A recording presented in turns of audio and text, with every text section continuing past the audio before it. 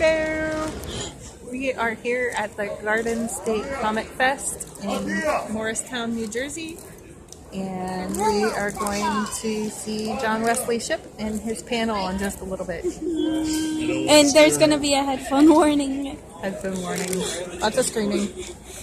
Later.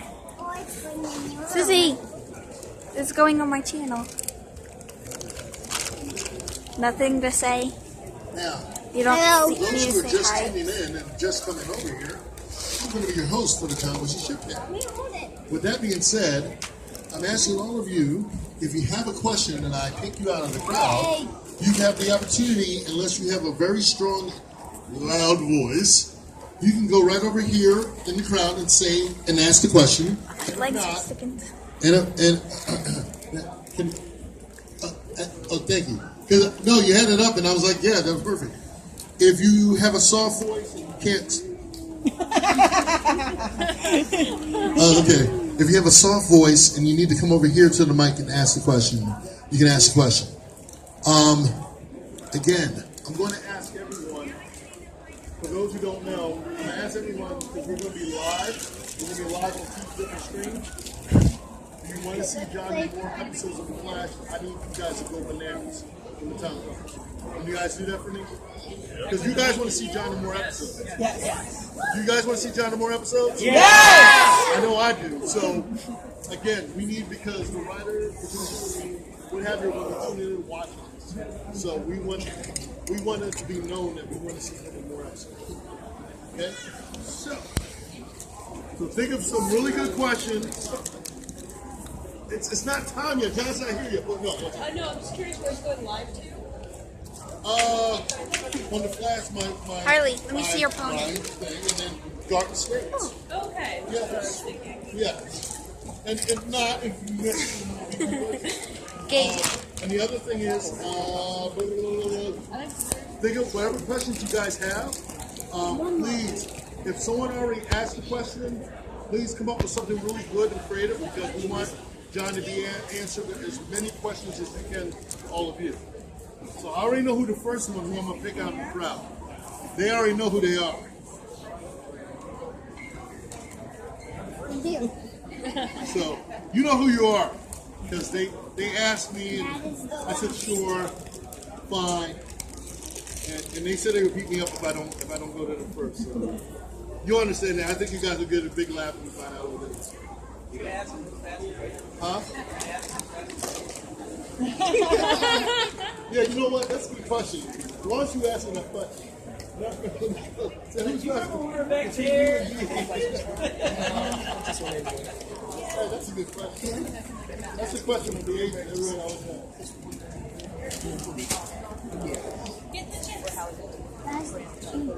asks. Save the chicks.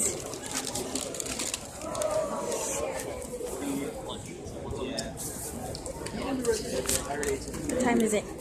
Now, I'm letting you know this person might be right here doing the live feed right here. This right here. Almost. And if she's doing the live feed, please don't get mad and say, move out the way, because she's trying to get everyone on.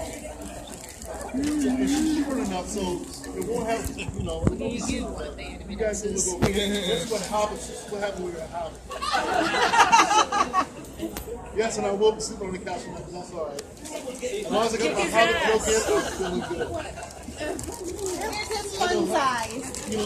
I know hobbits need love too. I know. But I love the Lord of the Rings. He's off the couch. I'm just gonna go to the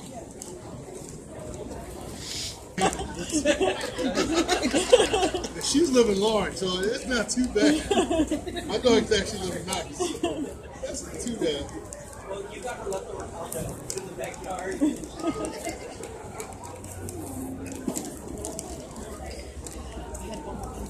Get the board guy over there. Are you live? And when John comes out here, I need you guys to go bananas when you see him come on stage. I'm going to introduce him, okay? Make sure you guys do that.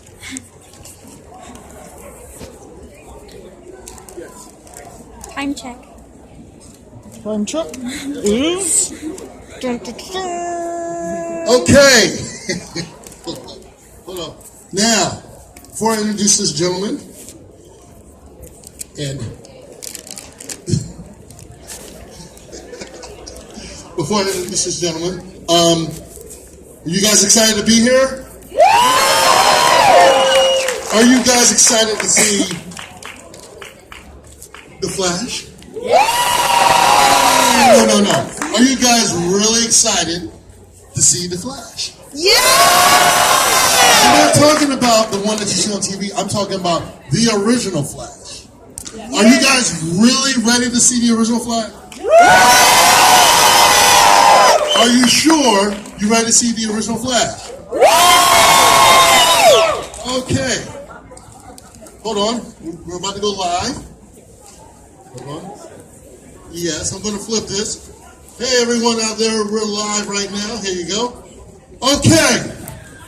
Coming to the stage, I have a gentleman here who's a TV veteran, actor, but one of his greatest performances ever, and everyone loves him for it. He's iconic. He is a hero among heroes. Ladies and gentlemen, I give you the one and only John Wesley Shipp.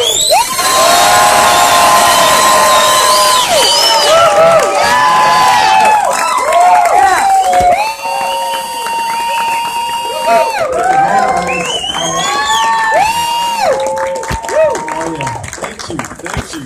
I don't know how I could possibly live up to all that, but wow, you guys are terrific. So What's up, man? Not much. Are you enjoying the show? I am indeed. I'm here with the smoke again. We were in Denver together, Yep. and we're just going to take our Q&A on the road. Man. Exactly. I'm loving it. Are you guys loving it so far? All right. I haven't done nothing yet. We're going to be asking John a couple questions to you, and then after you give your insight about your time on doing the shows and the Flash, we're going to have some people out in the audience that want to ask you questions. Great. And everything else, from little ones to big ones, to old ones to young ones. Well, as soon as the sound guy, we're getting the sound guy, we're good to go? We're good to go? And for all those out there on the showroom floor, if you don't know by now, John Wesley Shipp is here at the main stage. This is your time to come out and see the man himself, John Wesley Shipp. All right. So, John. Yes. What has it been like for you being on The Flash? Especially when you set the trend back in the 90s for your original series, which was The Flash. Tell us about your experience as far as how was it for you being iconic and a superhero and everything all wrapped in one? Well, you're too kind. The last thing I think of when I think of myself is iconic, but I appreciate that. It's been quite a journey. I never expected when Mark Hamill and I at 5 a.m. in Southeast LA shot the last shot of the last episode of The Trial of the Trickster, and I was so happy to be out of that superhero suit that I ripped the wings off and threw them in the air. By the way, Mark Hamill almost lost his mind. He was like, "Don't let him get away!" So he has the wings of the original suit. But I swore at that time I would never get back into another superhero suit, just because it was so hot but the joy about being a part of the new show, other than getting to hand it off to a young man, Grant Gustin, whose talent I respect, but I also respect his humanity, is to see how the audience is so receptive now. In 1990, I always tell people when we went to see, everybody knows about San Diego Comic-Con, right? Well, in 1990, they said, there's this little show in San Diego, and we should probably go down there on a Saturday. And of course, we shot till 4 a.m. And I was like, really? Okay, so we went to San Diego, walked through in a couple hours. I signed a dozen autographs, and we went back to LA. Okay, flash forward to 2014, and we're going down there, Dory. We're going down there to this guy right here. Did anybody see the Macy's fireworks? July 4th, the Macy's, these guys, right? Stand up, because I was watching it. That's them right here. I was watching from my terrace, let me tell you. Now, what was the question? The question was, your experience being on The Flash, how has it resonated with you throughout the last, decade or so, especially now that you're doing the show now? So now it's 2014, and we're taking the new show to San Diego. And suddenly, it's like 180,000 people take over the town. We walk into the town. We can't even get through the hotel lobby. 7,000 people sleep outside on the grass to get in to see the premiere of our show. Jesse Martin is looking at me. We walk out onto a hotel balcony, and people are like cheering. And he's like, man, we haven't even done anything yet. We haven't even been on the air. We're getting all this love. And that's what's gratifying 25 years later. And I always say to the hardcore comic book fan, I bet you're proud of yourselves because the rest of the entertainment world has caught up with you at last. So give yourselves a hand. So, John, let me ask you this. For your time doing The Flash and having all the fun and everything else, what has been one of the most memorable experiences of you being The Flash as far as on a fan level or on a personal level for you? Old Flash or new Flash? Either. Or I should say, I'm told not to say Old Flash. But I'm sorry, I just can't. When people call me the OG, I can't imagine being the OG anything, But anyway, yeah, it's been an incredible. I have to tell you, in 1990, I was a little leery. For you Dawson's Creek fans, I just made a pun. I was a little leery of approaching it because it was at the beginning of a new age of telling these stories that you guys all knew about. You guys knew it was about human values. You knew it was about dark motivation. You knew it was about things like an unblessed son of a cop family where real cops work the streets. But I'm going to work in the crime lab in 1990 because my mom, so she doesn't have to worry about us possibly getting killed. And then you know that there are stories like, and then my brother gets killed. I get these powers, and then I decide to accept them because I want to avenge my brother's death. You understand that it's about motivation, it's about human drama, and it's all of those classic elements of drama that are wrapped in a superhero package. Not the rest of the world necessarily knew that. I didn't know that when I got to Flash in 1990 until I read Danny Bilson and Paul DeMeo's script.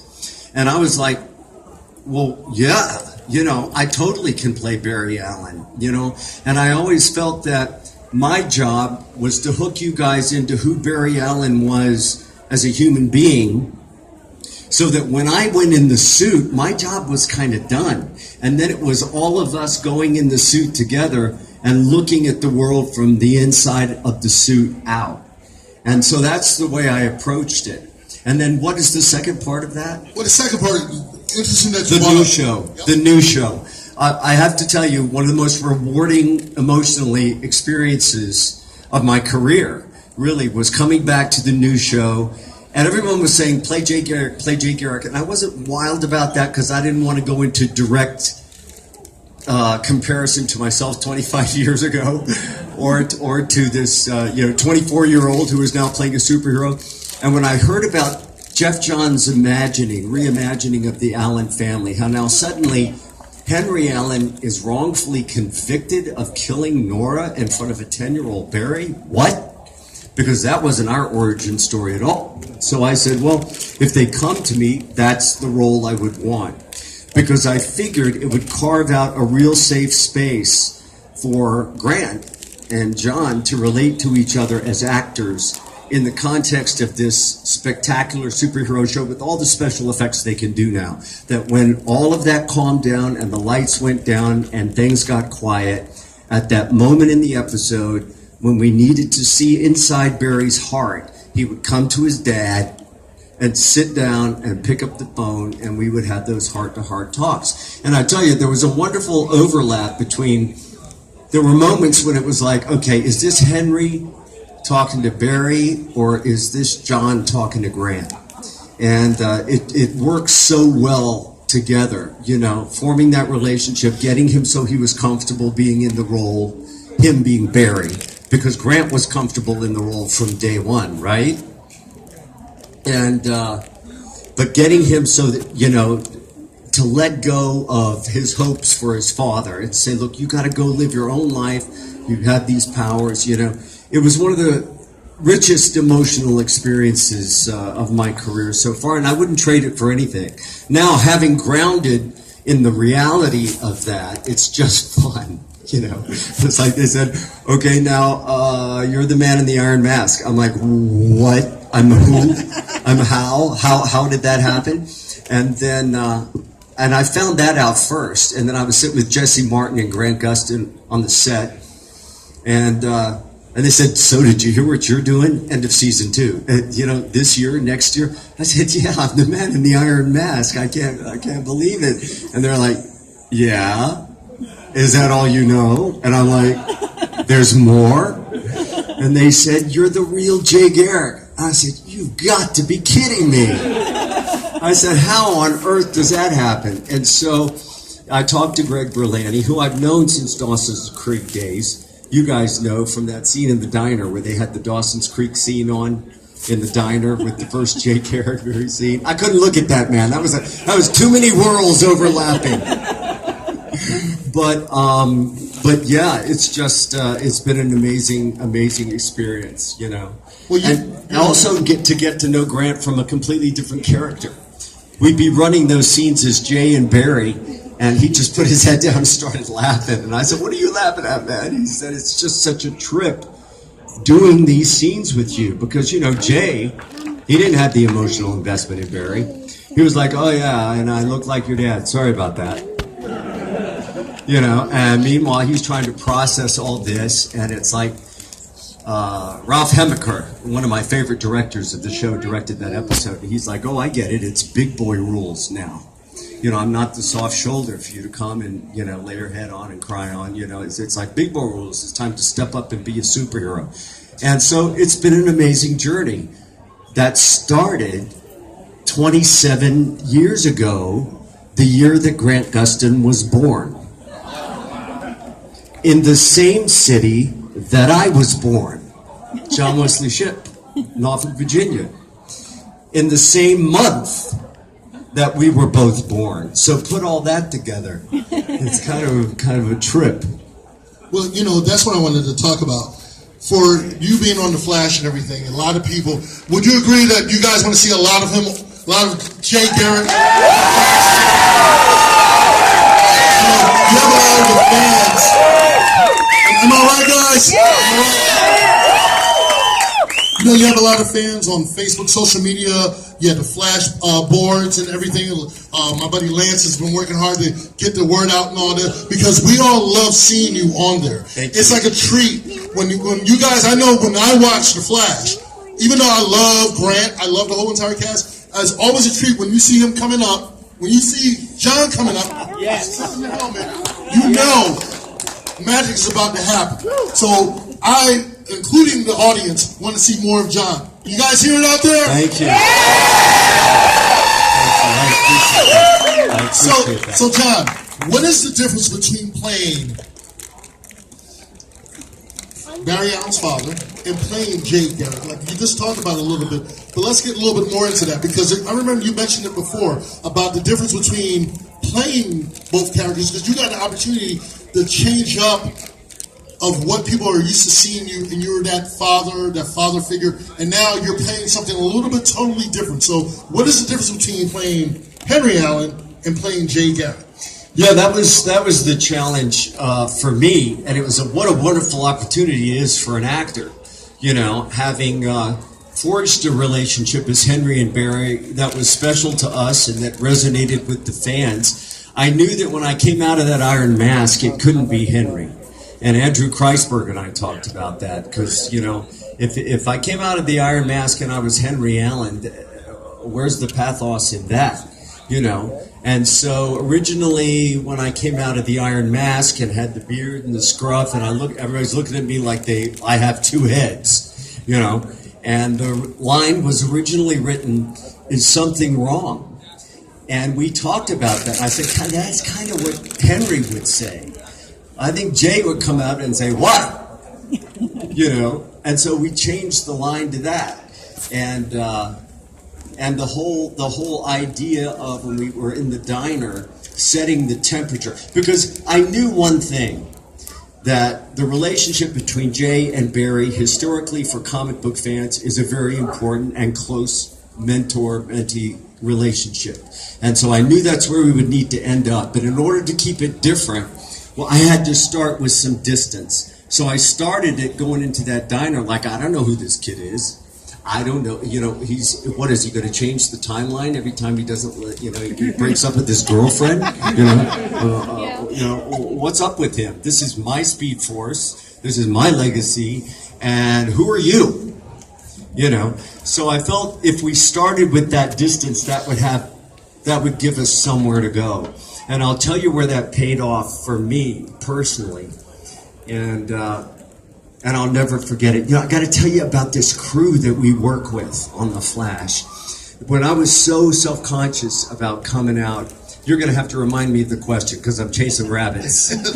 But when I came out in that, I was so self-conscious coming out in that Golden Age Flash costume. It's like, okay, is it going to work? You know, and I walked onto the set and they all started applauding.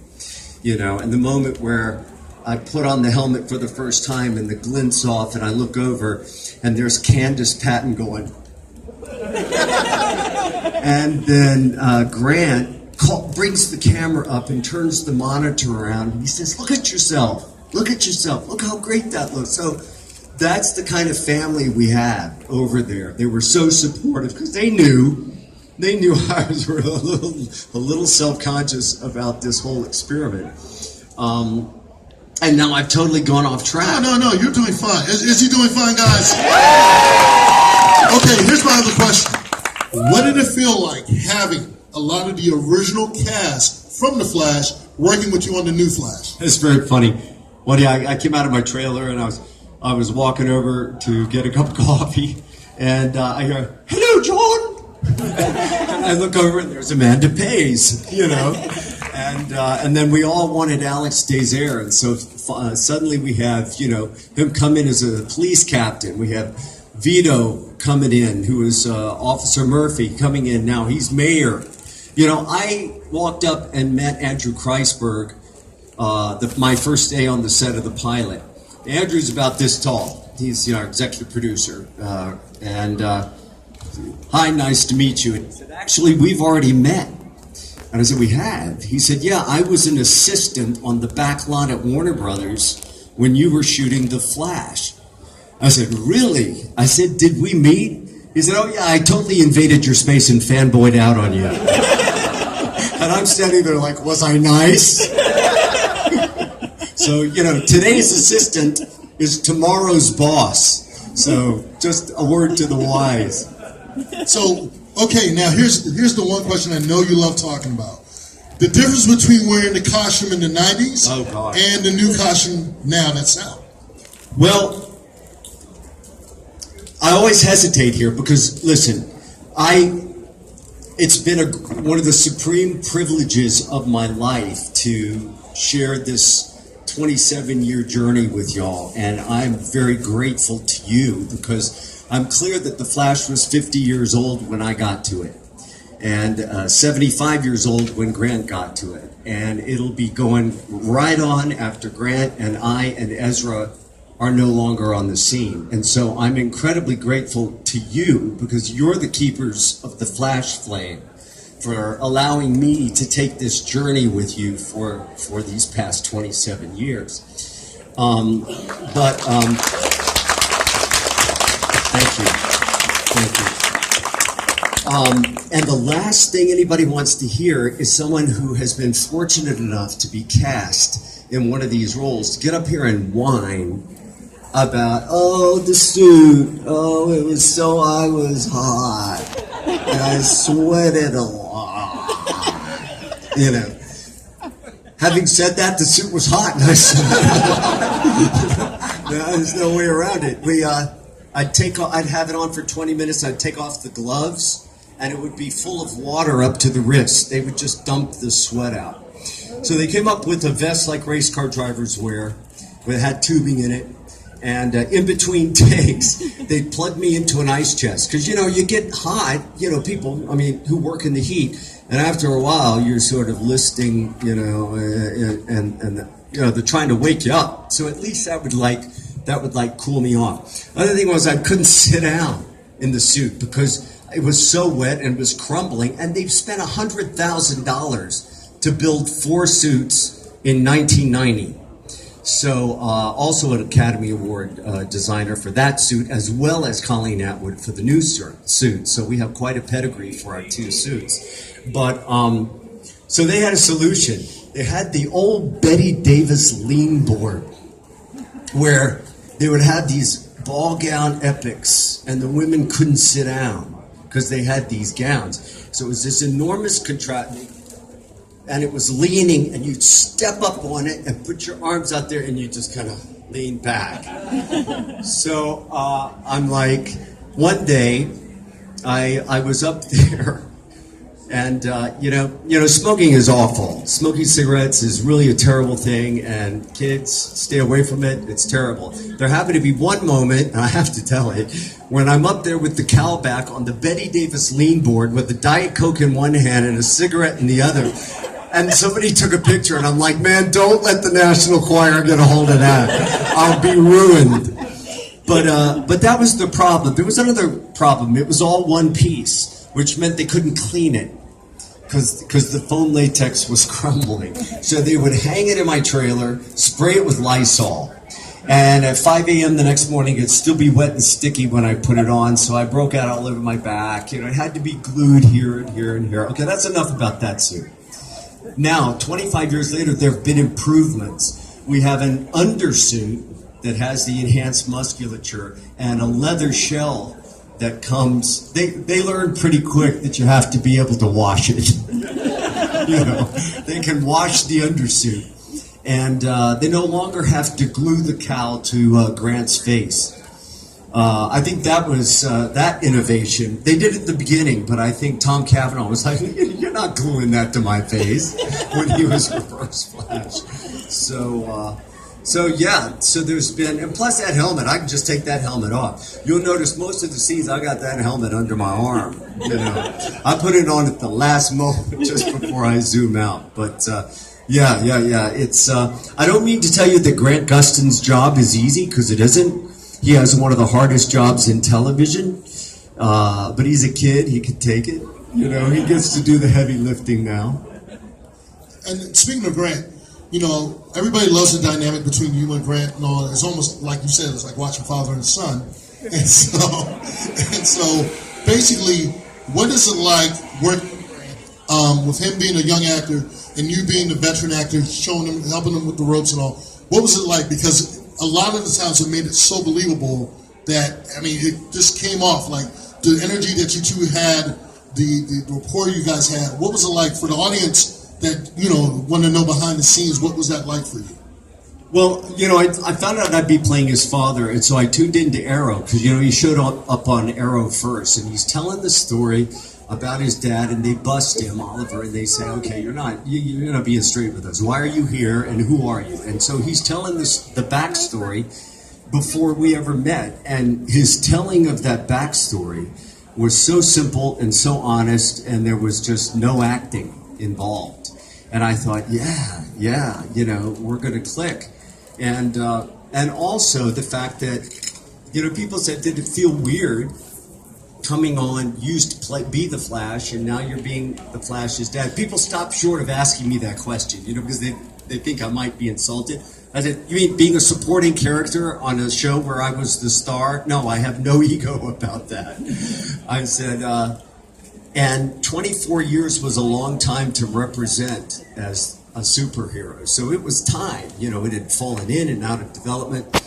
But I have a picture on my table, and it was taken like 3 or 4 minutes after we met for the first time. I came up to Vancouver, and they brought him out, and they said, Dad meet son, son meet dad. He knew I had played the Flash. I knew what he was getting ready to embark on. And the director of photography happened to be right there, and they said, okay, we got to commemorate this moment, and they took a picture. And I look at that picture now, and I think what a road we've traveled over the last couple of years. But, you know, the main thing I wanted, and I think the fact that I tell people I would have wanted to play Henry Allen even if I had never played Barry. Having played Barry helped me play Henry better, because I knew what he was going through. We had the critical success. Our reviews in 1990 were through the roof. We were at the cutting edge of a new way of telling these stories. We were searching for the audience that now is built, that shows walk into. And what I wanted for him was to have the commercial success that we just missed, you know?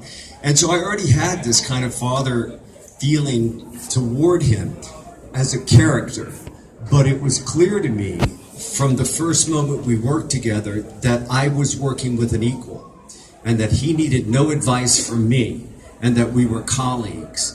And the only thing I ever said to him, and the reason I know this is because he repeated it at San Diego, was I said, Grant, because you're nervous when you're going into a role that's got this much history. And I said, Grant, you were cast for the right reasons. Just know that and trust yourself. And so I just, the focus was off of me. You know, and sometimes you can do your best work when you're not the one that's under the microscope. And I knew that was the burden that he was carrying. And so any way that I could sort of reflect back how perfect I thought he was for the role, I tried to do, you know, just reflect back. I remember once, you know, we always like to see the other actor, and we had that glass partition that they in between us. And once we were doing this scene where I'm telling him, you know, Henry's telling Barry, you know, how much I love you and respect you, and not just because you're a superhero, but you, Barry, you, the human being. You've always been special. And there was a reflection where he couldn't see me, and during his close-up, and he stopped. And he said, I can't see John, I can't see John. And they fixed it, they tilted the mirror and the glass. And so after the scene, I was talking to him, and I said, you know, Grant, I don't have to act during those scenes. I really feel toward you. And he said, I know. He said, I feel that, and that's why it was important for me to be able to see you during those moments. So it's just kind of been like that, you know? Yeah. Now it's a whole different thing. Now he's come into his own. It's his show. It's a huge hit, you know? And it's a great thing to watch him having assumed the mantle now. He is the Flash. He said the greatest thing to me recently. He said, you know, he said, I feel like I'm more the Flash than I've ever been. And I was like, yeah, you are. You know. All right. So now that you give us some more insight, we're going to take some questions here for the audience. So the very first question I have, because